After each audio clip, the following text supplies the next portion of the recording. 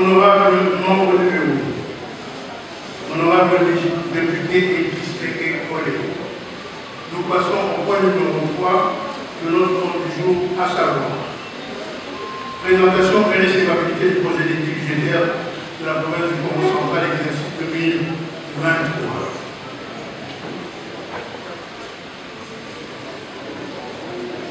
Avant toute chose, nous tenons à saluer la présence de son Excellence, Monsieur le Gouverneur de la province, de son Excellence, Monsieur le Vice-Gouverneur de la province, ainsi que des Excellences ministres et commissaires généraux d'être venus renforcer le gouverneur de province par rapport à son budget. Honorable membre du bureau, conformément à la loi numéro 11, par 011 du 13 juillet 2011, relative aux finances publiques telles que modifiées et complétées par la loi numéro 18 010 du 9 juillet 2018, en ses articles 139, 135 à 139. Vu la loi de finances numéro 21 029 du 31 décembre 2021 pour l'exercice 2022, et conformément à notre règlement intérieur en cet article 123 alinéa 1 et 133 alinéa 1 et 2, l'exécutif provincial par le biais du ministre provincial en charge du plan a déposé à l'Assemblée provinciale en date du 25 novembre 2022 un ensemble de documents relatifs au budget de la province du Congo central, exercice 2023. À cet effet, j'invite son Excellence, Monsieur le Gouverneur de province, à monter à la tribune pour nous présenter le projet de budget de la province du Congo central, exercice 2023.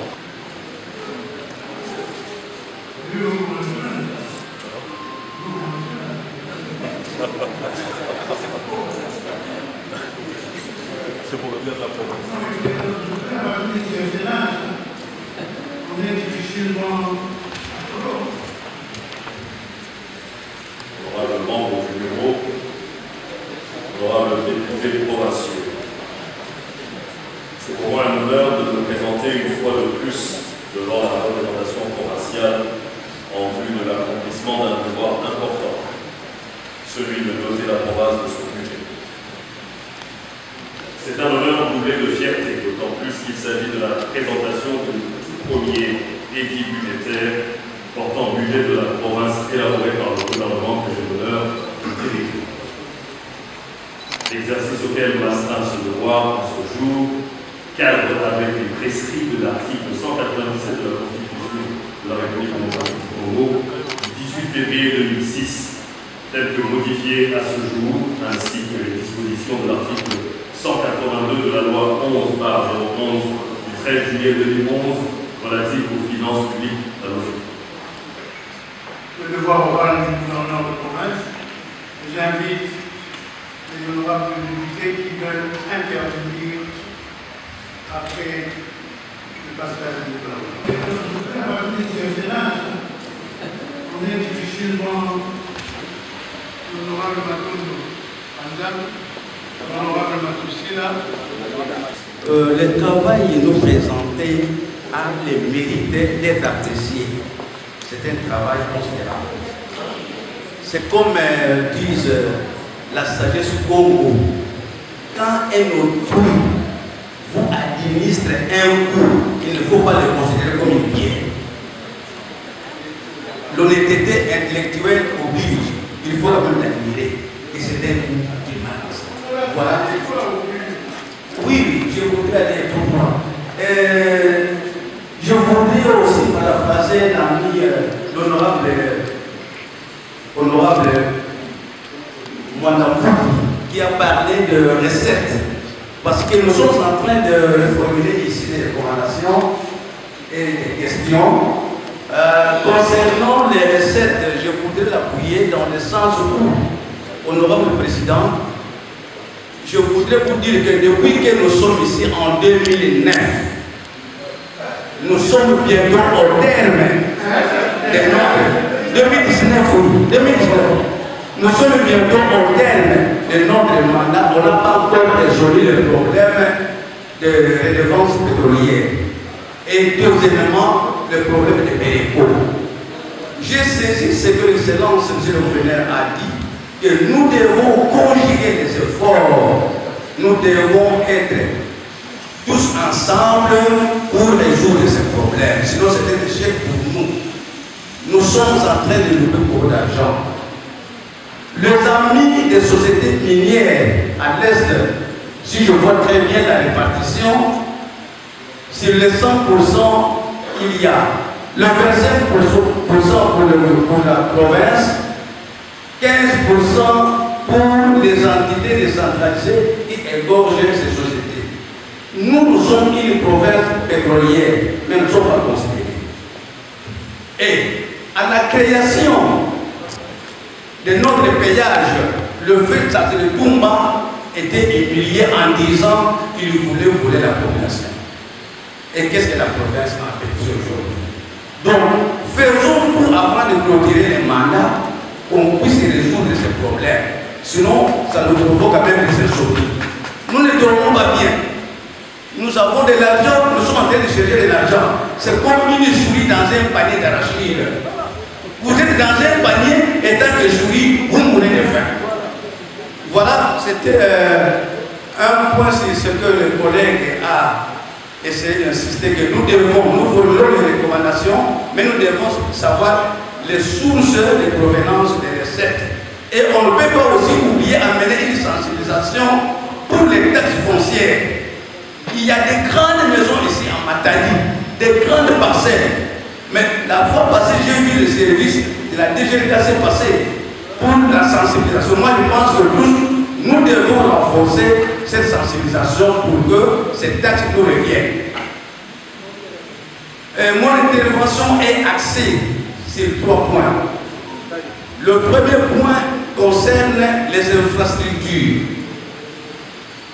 J'ai lu religieusement le budget et quand j'ai commencé à lire les bétonnages, je disais maintenant bétonnage ici, bétonnage ici. J'arrive jusqu'à la fin, c'était un fiasco. C'était un oubli ou bien on a réalisé ces bétonnages à mon insu. Donc, honorable président, nous avons les devis établis par l'OVDA pour les bétonnages du boucle d'Inkissi. C'était un oubli, je crois bien. C'est comme ça que je voulais revenir sur ce point pour qu'on puisse l'inscrire dans l'ordre du jour. On sait qu'on va lancer, on va donner ces éléments à l'ECOFIN, mais il y a quand même une certaine importance pour que son Excellence puisse aussi en savoir plus. L'année passée, toujours concernant les infrastructures, l'année passée, nous avons ici, pendant le budget rectificatif, essayé de parler des incidents qui ont eu lieu à Kibami. La pluie du mois d'avril avait emporté tout le bâtiment administratif du secteur de Kibami. L'honorable Madoussi Lamdamour l'a dit ici, mais je suis en train de retirer ces mots-là. Plus de 10 concernent l'État. Aujourd'hui à Kibami, les gens travaillent dans des maisons. Même les malades sont soignés dans des maisons. Nous avons quand même écrit, mais je pense qu'il est nécessaire pour qu'on puisse prendre ça en compte. Toujours dans les infrastructures, dans le groupement de Kimbatalouidi, dans le secteur de Koumakibami, depuis 2020, le pont Ouidi qui servait le passage de Tchomouloua Foukou-Kinkosi-Luidi jusqu'au plateau Bateke, ce pont a été effondré. Aujourd'hui, les herbes ont récupéré la route. Quand vous arrivez, vous ne saurez pas qu'il y avait une route où passait le véhicule. Donc la population est en train de courir dans la misère totale. Je pense que son Excellence, nous avons introduit une correspondance à ce propos. Vraiment, nous voulons que cette population soit aussi soulagée. Donc nous pensons à l'édification de cet ouvrage pour renforcer l'économie, non seulement de cette partie-là, mais de toute la province.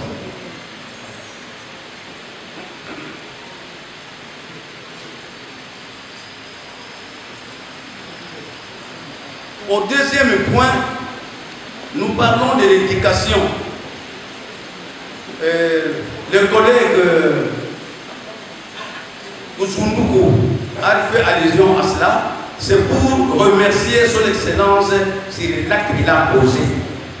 Les gens donnaient des exemples, le Boumachi, de tels points. Voilà, on est en train de séparer les enseignants. Et cette fois-ci, ce qu'on voyait à distance est arrivé chez nous. Les enseignants sont très très contents. Mais il y a un petit problème du côté inspecteur. Les inspecteurs itinéraires sont servis, mais les inspecteurs chefs de cours de primaire ne sont pas servis. Et un petit malaise aussi que nous avons constaté, il y a certaines écoles qui n'ont pas touché 2 mois. Quand ils sont arrivés, au lieu de paiement, les agents payés étaient déjà rentrés. S'il faudrait qu'on vous fournisse les noms de ces écoles, on le fera le moment venu. Toujours du côté éducation, honorable président, honorable membre du bureau, honorable député et chers collègues, je voudrais vous donner l'information que le secteur de Louis de Kinkosi égorge au moins 75 écoles, mais n'a qu'une seule école en matériaux durables. Le secteur de Louis, une seule école en matériaux durables. Les restes des écoles sont empisés. C'est le moment, son excellence, de vous informer que vraiment c'est un problème inquiétant. S'il y a lieu de prendre ça en charge, bien sûr, il y a des projets de 145 territoires, mais on a prévu que 2 écoles.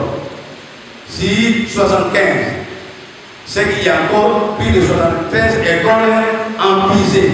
Et le jour où vous passerez pour le Bimbo, là, je pense que vous-même vous attendrez compte. Le même secteur de Louis de Kinkosi a aussi un institut supérieur appelé Institut supérieur de Louis. Nous devenons pour la construction.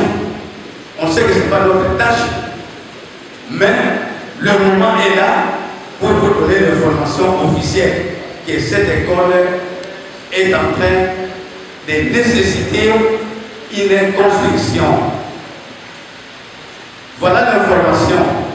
En dehors de cette information, le jour où vous serez à Kimboula, à partir de Kimboula, il n'y aura pas de communication avec la province. C'est un secteur abandonné. Il n'y a pas de communication. Les gens se déplacent à 25 km pour recevoir les informations des grands centres. Et dans ce même milieu, il y a aussi le dispensaire d'État, le centre de santé de référence, où sont affectés 4 médecins, mais à l'état de délabrement. Un centre de santé de référence construit depuis 1952. Jusqu'aujourd'hui, n'a jamais eu une nouvelle couche de peinture. Votre passage vous en dira plus, Excellence. Donc c'est une reformulation d'une demande que je suis en train de vous annoncer. Voilà. Du côté sanitaire, nous avons parlé de ce centre de santé. Le reste, nous avons parcouru le budget. Nous avons vu et nous serons derrière vous pour vous appuyer pour que ce projet soit réalisé. Je demande aux amis, je sollicite aux amis la recevabilité de ce budget pour que la province puisse être protégée.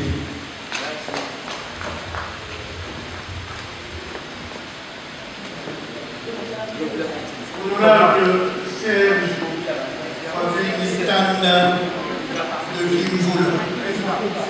Non, c'est pas Membre du bureau, honorable député et chers collègues. Pouvons-nous déclarer recevable le projet de budget de la province du Congo central, exercice 2023.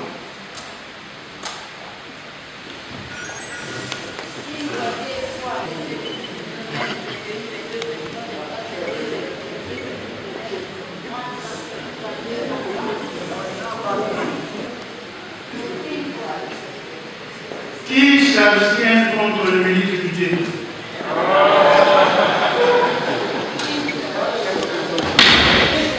Le projet du budget de la province du Congo central, exercice 2023 et déclaré recevable, il sera envoyé à la commission économique pour son examen approfondi. Je remercie son Excellence, Monsieur le gouverneur de la province, pour sa disponibilité et je l'invite à présent à retourner à ses occupations habituelles sans nous inviter à finir. Protocole.